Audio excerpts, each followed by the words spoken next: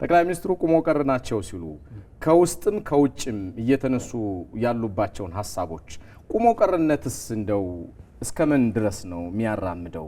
ለምን ተራማጅ አስተሳሰብ ይዞ መቀጠል አልቻለም ትህነግ የሚለውን ብጠይቅ ምንድነው ምላሽ?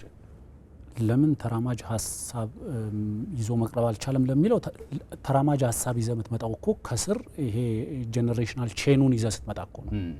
እየተካ ስትመጣ ነው። ወጣቶች ከስር አዲስ ሐሳብ አዲስ ጉልበት ይዘው ሲመጡ እኮ ነው።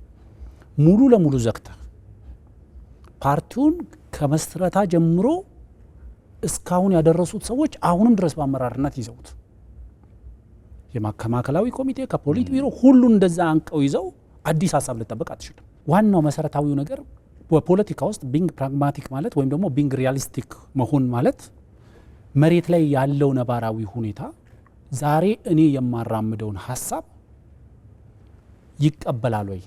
ሊተገበር ይችላል ወይ?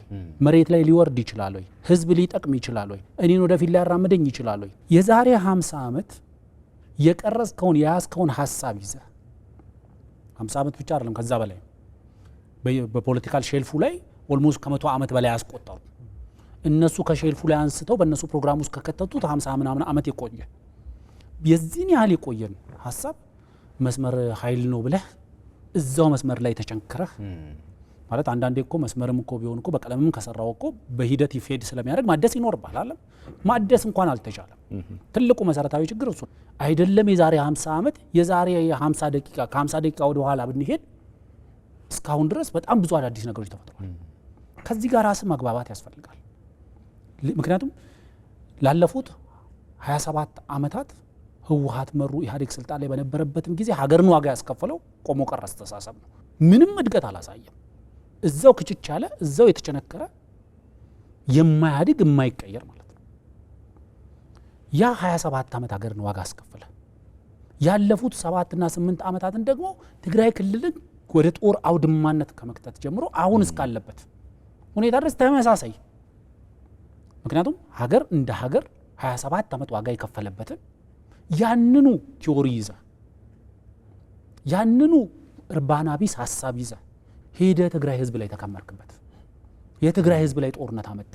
ያ ሐሳብ አንዳንዴ ሐሳብ ሲቆይ በራሱ ገንግሪን ይሆናል፣ ካንሰር ይሆናል። ሐሳብ ሲቆይ ራሱ ካላደስከው ካልጨመርክበት ራስን ሊበላ ይችላል፣ ራስን ይበላል። ስለዚህ ይሄ መሬት ላይ የምታየው ህወሓት ግምገማ ባደረገ ቁጥር አይደለም ማዕከላዊ መንግስት ስልጣን ላይ በነበረበትም ጊዜ ጨምሮ ማለት ነው። ግምገማ ባደረገ ቁጥር ቅድም አንተ ያልከው ቃል ከግምገማ ሰነዳቸው ላይ ጠፍቶ ያውቃል። የስትራቴጂክ ሊደርሺፕ ችግር አለብን፣ ካናታችን በስብሰናል። ተመሳሳይ ነው። ኔክስት ዴይ ግን ተመሳሳይ ነው የሚቀጥለው። ቀጣዩ ግምገማም ሲመጣ ተመሳሳይ ነው የግምገማ ውጤቱ።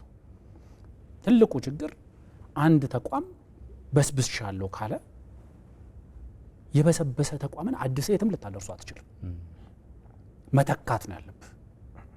በቃ ድርጅት ይወለዳል፣ ድርጅት ያድጋል፣ ድርጅት ይሞታል።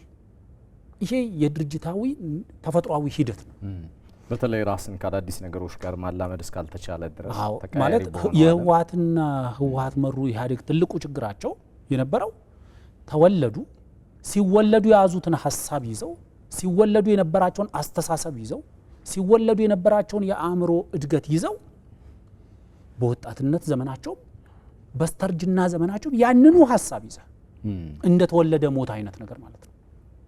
በቃ ጊዜ የፈጀኸው በመኖር በስትንፋስ ምናምን ስላለ ብቻ ሼልፉ ላይ ነበርክ እንጂ በሂደት ግን ማለት የሰው ልጅ ሲያድግ እኮ ሐሳቡ አብሮ ያድጋል። አንድ ገጽ መጽሐፍ ስታነብ እኮ አዲስ ሐሳብ ይጨምርልሃል። አንድ የሆነች መስመር አንድ ደቂቃ ቪዲዮ ስታይ የሆነ ነገር ይጨምርልሃል። ከሆነ ሰው ጋር ስታወራ የሆነ ነገር ይጨምርልሃል። እነዛ ጭማሪዎች አንተ ላይ ቫልዩ አድ እያደረጉ ይመጣሉ።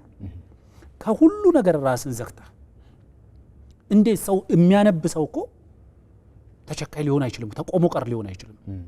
ከሰው ጋር የሚያወራ ሰው እኮ ተቸካይ ሊሆን አይችልም። በቃ ማለት ከሰው ጋር የምታወራ ከሆነ አንተ ወደ ሰው የሆነ ሐሳብ ታጋባለህ፣ ሰው ወደ አንተ ሐሳብ ያጋባል። መጽሐፍ የምታነብ ከሆነ ሰው ሐሳብ ወደ አንተ ይገባል፣ አንተም ወደ ሪፍሌክት ታደርጋለህ። ናቹራል ነው። ቢንግ ፕራግማቲክ የሰው ልጅ ናቹራል ባህሪ ነው። ቢንግ ሪያሊስቲክ የሰው ልጅ ናቹራል ባህሪ ነው። ይሄንን ናቹራል ባህሪውን ያጣው ከዛ በዛ ቆሞ ቀርነቱ ግን ከማንም በላይ ሀገር ዋጋ ከፈለ። ከማንም በላይ ነፃ አወጣቸዋለሁ ያላቸውን የትግራይን ህዝብ ዋጋ አስከፈለ። ለኔ እንደዛ ነው።